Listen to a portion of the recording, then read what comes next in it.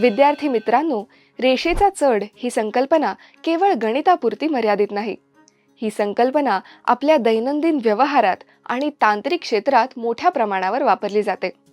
उदाहरणार्थ, रस्ते, पूल आणि रेल्वे मार्ग बांधताना, उतार ठरवताना, गणितामध्ये, भौतिकशास्त्रात आणि अर्थशास्त्रात गणन करताना, जमिनीचे नकाशे तयार करताना रेषेचा चढ या संकल्पनेचा उपयोग होतो.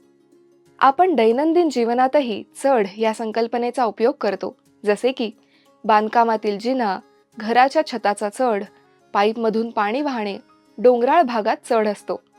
रेल्वे मार्गाचा चढ जास्त असेल तर रेल्वेला अधिक इंजिनाची गरज असते. विद्यार्थी मित्रांनो, आपल्या सर्वांच्याच परिचयाची म्हणजे तुम्ही चालवता ती सायकल. सायकल चालवताना आपल्या लक्षात येतं की रस्त्याचा चढ बरोबर 0, सपाट रस्ता म्हणजे सायकल चालवणं सोपं जातं. रस्त्याचा चढ बरोबर धन, सायकल चालवायला जास्त ताकद लागते. रस्त्याचा चढ बरोबर ऋण, उतार म्हणजेच सायकल आपोआप पुढे जाते. आज आपण निर्देशक भूमितीतील रेषेचा चढ ही महत्त्वाची संकल्पना शिकूया. रेषेचा चढ ही संकल्पना समजून घेण्यासाठी आपण आलेख कागदावर काही बिंदू घेऊया.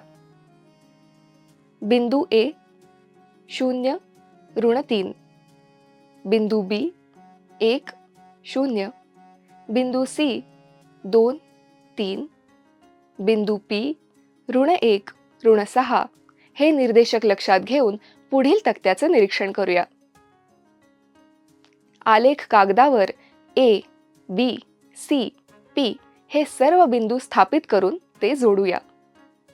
ए, बी, सी, पी हे सर्व बिंदू जोडल्यास एक रेषा मिळते हे आपण आलेखावरून बघू शकतो. त्या रेषेला एल हे नाव देऊया.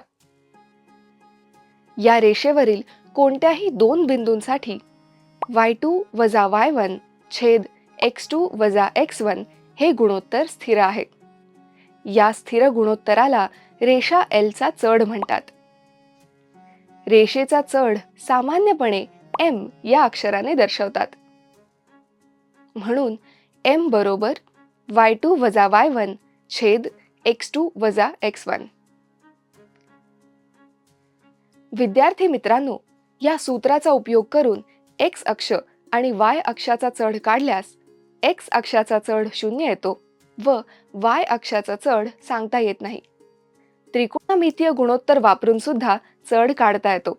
y2 वजा y1 छेद x2 वजा x1 बरोबर tan थीटा. म्हणून m बरोबर tan थीटा. यावरून रेषेने x अक्षाच्या धन दिशेशी केलेल्या कोनाचे tan गुणोत्तर म्हणजे त्या रेषेचा चढ होय. आता आपण रेषेच्या चढावर आधारित काही उदाहरणे बघूयात.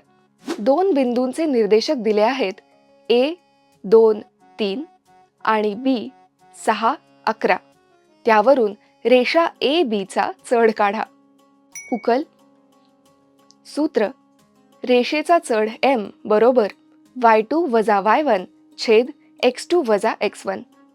इथे x1 बरोबर 2, x2 बरोबर 6, y1 बरोबर 3, y2 बरोबर 11.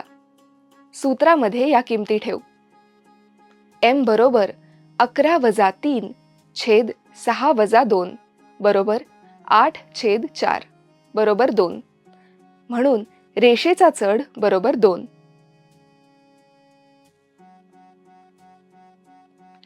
एक रेषा x अक्षाशी 30 अंशाचा कोन करते तर रेषेचा चढ काढा. उकल.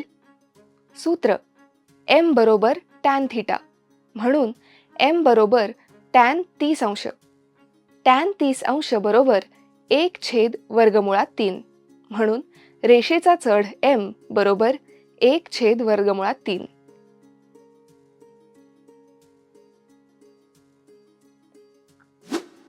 p 2 ऋण 2 आणि m ऋण 3 k असून रेषा PM चा चढ ऋण 3 असेल तर k ची किंमत काढा. उकल. सूत्र: m बरोबर y2 वजा y1 छेद x2 वजा x1. ऋण 3 बरोबर k वजा ऋण 2 छेद -3 - 2. म्हणून -3 बरोबर k अधिक 2 छेद -5. म्हणून 15 बरोबर k अधिक 2. म्हणून k बरोबर 13. m 5 4, n -3 2, l 1 3 हे बिंदू एकरेषीय आहेत हे दाखवा. उकल. रेषा mn चा चढ बरोबर y2 - y1 छेद x2 - x1 बरोबर 2 - 4 छेद -3 - 5 बरोबर -2 छेद -8 बरोबर 1/4. रेषा nl चा चढ बरोबर y2 - y1 छेद x2 - x1 बरोबर 3 - 2 छेद 1 -3 बरोबर 1/4. रेषा mn व रेषा nl चा चढ समान आहे, पण बिंदू n दोन्ही रेषांवर आहे, म्हणून बिंदू m n l हे एकरेषीय आहेत. आपण काय शिकलो? रेषेचा चढ m बरोबर y2 - y1 छेद x2 - x1. x अक्षाचा किंवा x अक्षाला समांतर रेषेचा चढ 0 असतो.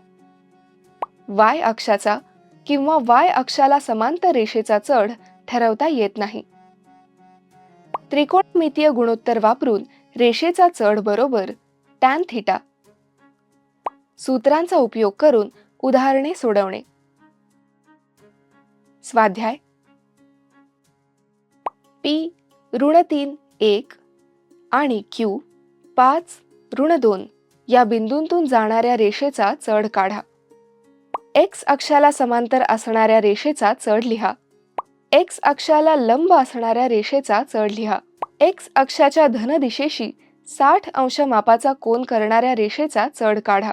x अक्षाच्या धन दिशेशी एका रेषेने केलेला कोन 45 अंश मापाचा आहे. तर रेषेचा चढ काढण्यासाठी पुढील कृती पूर्ण करा.